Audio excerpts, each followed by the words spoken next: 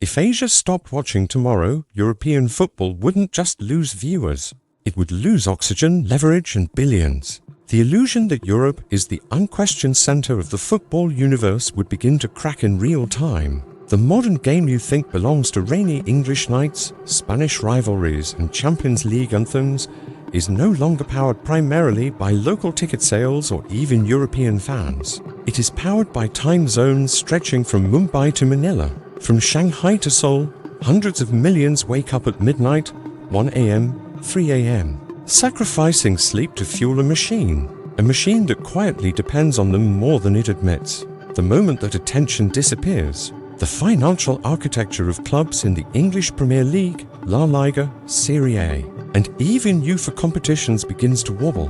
Modern European football is not sustained by match-day revenue alone. It is sustained by broadcasting rights deals, negotiated with Asian networks, sponsorship contracts tied to Asian consumer markets, and pre-season tours designed for Asian cities, kick-off times adjusted for Asian prime time, and digital engagement metrics dominated by Asian users who may never set foot inside Old Trafford or Camp Nou, but whose attention has become more valuable than stadium seats ever were.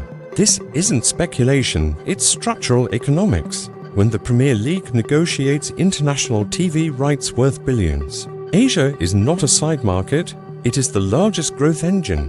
When Spanish giants chase global sponsorships, they aren't chasing Madrid residents, they are chasing brand recognition in Indonesia, India, Thailand, and China. When clubs redesign social media strategies, they hire Mandarin and Hindi content teams not because it's trendy, but because their commercial departments understand something traditional fans resist admitting. The gravitational center of football money has shifted eastward. Attention is currency, and Asia controls more of it than any other region on Earth. Here's the uncomfortable truth: Europe plays, but Asia pays. If Asia stops paying, even temporarily, the consequences would ripple through transfer markets, wage structures, and sponsorship valuations. And competitive balance, because those record-breaking contracts players sign are not backed solely by local fan loyalty. They are justified by global viewership numbers inflated heavily by Asian audiences. Without those numbers, broadcasting negotiations shrink, advertising rates drop, shirt sponsorships lose negotiating power, and suddenly the economics that made a 100 million euros transfer normal begin to look reckless. Football inflation is built on projected global demand, and a huge percentage of that demand lives east of Europe, where urban middle classes are expanding, smartphone penetration is exploding, and football has become aspirational entertainment tied to lifestyle branding. That's why European clubs tour Singapore instead of Sheffield, Bangkok instead of Birmingham, Tokyo instead of Turin's suburbs. Pre-season friendlies in Asia generate commercial exposure that domestic friendlies cannot match.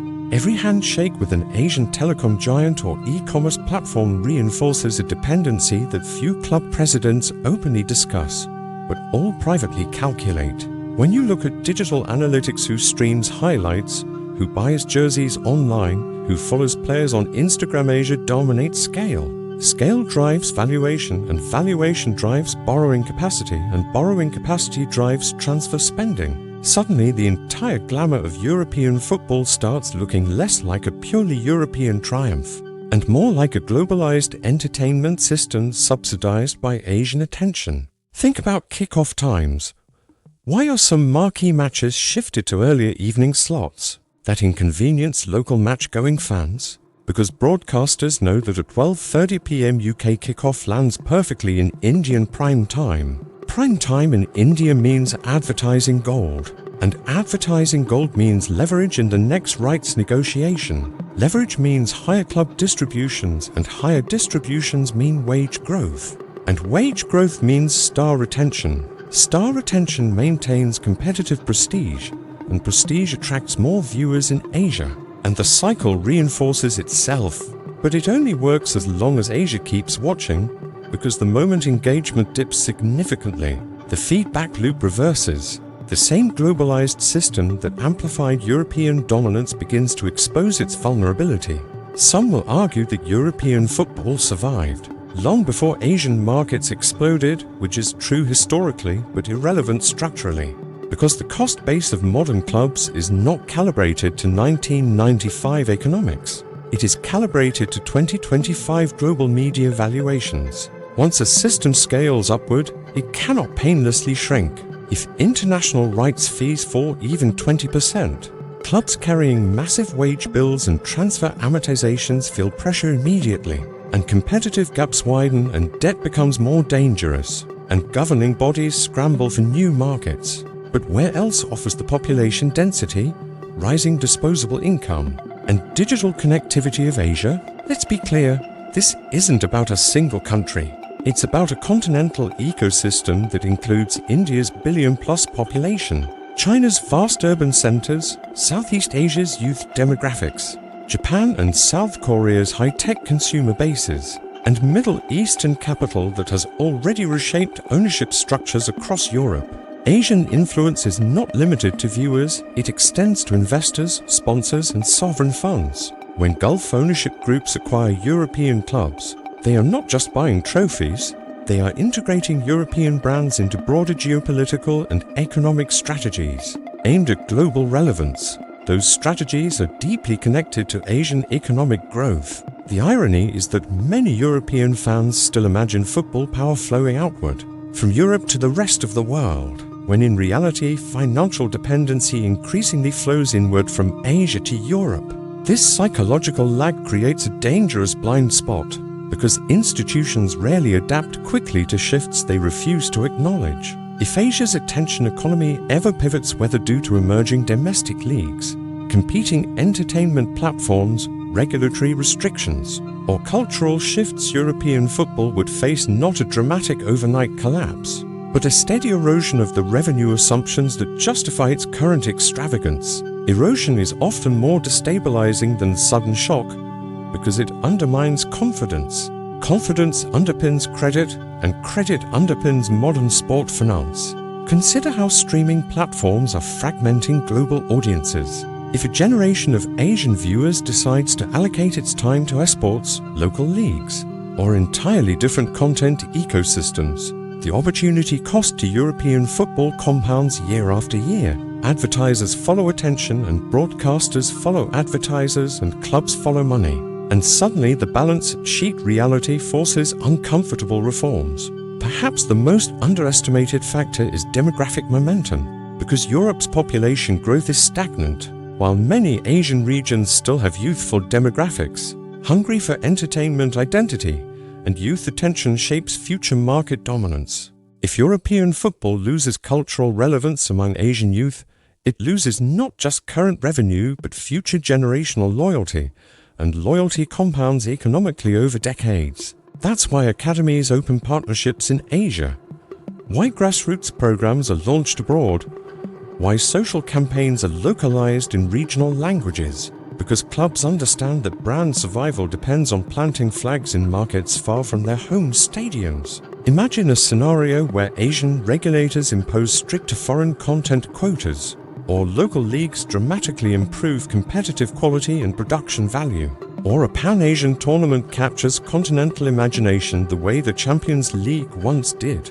European clubs suddenly find themselves competing not only for trophies, but for attention in markets they once assumed were secure. Attention competition is ruthless because fans don't sign lifelong contracts. They drift toward narratives that feel closer, more accessible, more representative. If local heroes rise in Asian leagues offering comparable spectacle, European matches at inconvenient hours may feel less essential.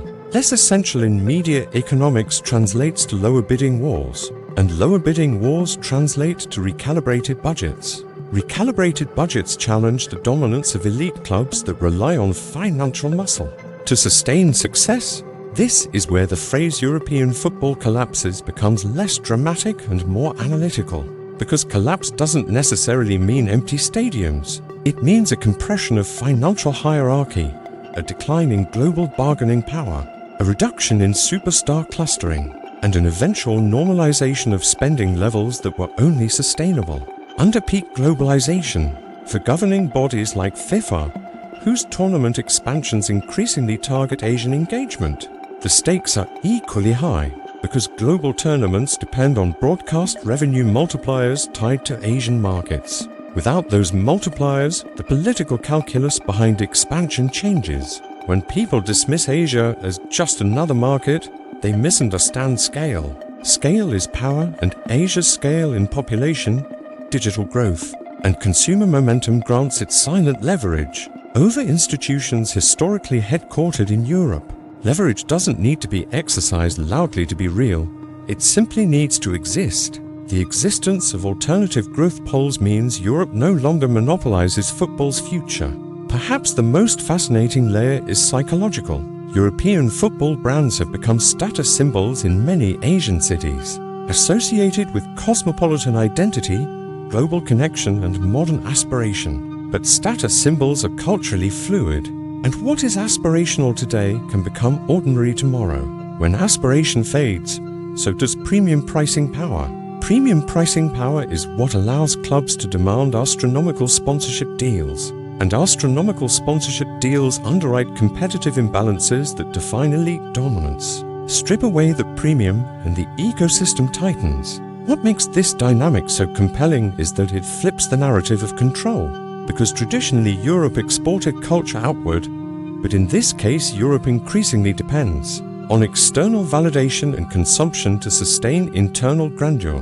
That dependency reshapes negotiation dynamics in subtle ways. Broadcasters in Asia gain bargaining strength, sponsors demand localization, kickoff schedules bend, marketing narratives diversify. All of it signals that influence is no longer one-directional. The real story isn't that Asia might stop watching tomorrow. It's that the possibility alone forces European football to continuously court, adapt, and sometimes compromise. That is what power looks like in the modern era.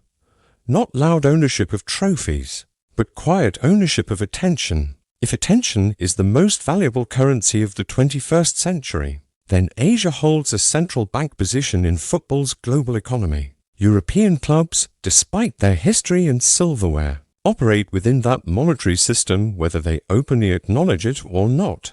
If one day the flow slows, the recalibration will be swift, sobering, and transformative. Because globalized sport is a delicate architecture, built on cross-continental engagement, when one pillar carries disproportionate weight.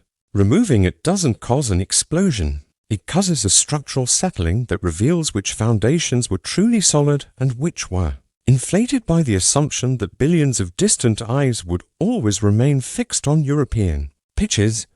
That assumption, more than any rival team, may be the greatest vulnerability of them all.